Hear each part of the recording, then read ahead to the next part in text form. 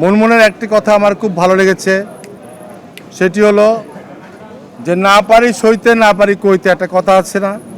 আমরা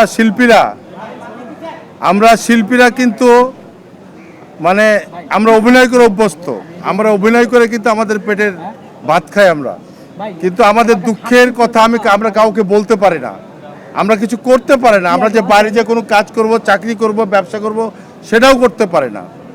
তো মুনমুনের কথাটা আমার কাছে খুব ভালো লেগেছে যে যারা এবার এই ভোটের মাধ্যমে জয়ী হবে যে কমিটি, সেই কমিটির কাছে বিশেষভাবে অনুরোধ থাকবে, আপনারা ওই যে একজন অসুস্থ শুনে যাবেন, গিয়ে ছবি টবি তুলে ভাইরাল হওয়ার জন্য দেখাবেন, এটা করবেন না। দেখবেন যে কে খেতে পাচ্ছে, কে খেতে পারছে না, কার কাজের দরকার, কাকে একটু সহযোগিতা সাহায্য করলে অন্তপক্ষে দুটা পেটের ভাত খেতে পারবে। এটা অনেক পথ আছে বর্তমান সরকারের কাছে, আপনারা ওইভাবে ব্যবস্থা করবেন। আপনারা খোঁজ নেবেন যে কোন শিল্পী কষ্টে আছে, কোন শিল্পীর ওষুধ লাগবে, কোন শিল্পী অসুস্থ, কোনো কাজ করতে পারছে না, কোন শিল্পী মানে সম্মানের জন্য কোনো কিছু করতে পারছে না, তাদের কাছে আপনারা এগিয়ে যাবেন।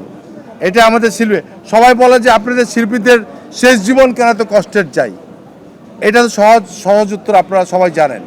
যে বললাম না পারি সইতে না পারি কইতে, ধরেন আমি ড্যানিরাজ, আমি কি যে কোথাও ব্যবসা করতে পারবো, চাকরি করতে পারবো? পারবে না, কোন শিল্পীরা পারে না। তাই একটি অনুরোধ থাকবে, এই যে মুনমুন ধরছে, আমি থ্যাংক ইউ জানাই মুনমুনকে, যে শিল্পীদের খোঁজ খবর রাখবেন, এটাই এনাফ। কোটি কোটি লক্ষ লক্ষ টাকা দেওয়ার দরকার নাই, দুবেলা খেতে পারছে কিনা, কার ওষুধ লাগবে কিনা, এটা এনাফ। এটা একটু খেয়াল রাখবেন, এটা আমার লাস্ট অনুরোধ থাকবে। যারা এবার জয়ী হবে সবার জন্য শুভকামনা থাকলো। তারপরে একটা কথা বলি, আমরা শিল্পী, যদি কোনো কাজ নিয়ে মুনমুনের কাছে আসে অবশ্যই মুনমুন করবে, যদি আমি ড্যানিরাজ খলনায়ক আমার কাছে আসে আমরা করব। আমরা কাজকে ভালোবাসি, কাজ করতে চাই, আমরা যতই ব্যস্ত থাকি না কেন কাজকে প্রাধান্য দিই।